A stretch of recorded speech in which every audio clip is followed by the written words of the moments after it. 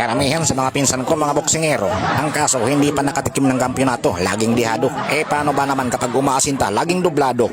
Ayan pa nga nakatitig pa sa'yo. Sinasayang lang yung pusta ko, makalabas na nga dito. As usual, talo. Kalaunan at nang malaman ng lolo ko, agad ipinakita ang kanyang pag-iinsayo. Isinabit ang kanyang punching bag doon lang sa bakuran kasama ang kanyang mga po. At kagad namang bumira ito. Kita nyo kung gaano kasintado. Warm up lang yan, maghintay kayo. Siyempre, bibigyan natin ng chance. Ayan, Bulbuelo.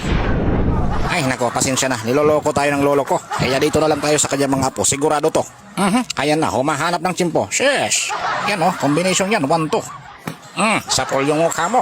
Pero palaban yung batang to, hindi basta-basta yung susuko. Nako, walang pagbabago. Kaya kinabukasan, nag-training siya doon sa eskwelahang pribado. Mixed martial arts na kagad yung kinuhang yung kurso. Mas gagaling to. Ito yung katibayan, Here we go. Ang lutong sa ulo. Wag na wag kang susuko pamangking ko. Sige, ulitin mo. Ngayon, sumuko na tayo. Kinabukasan, tumulong na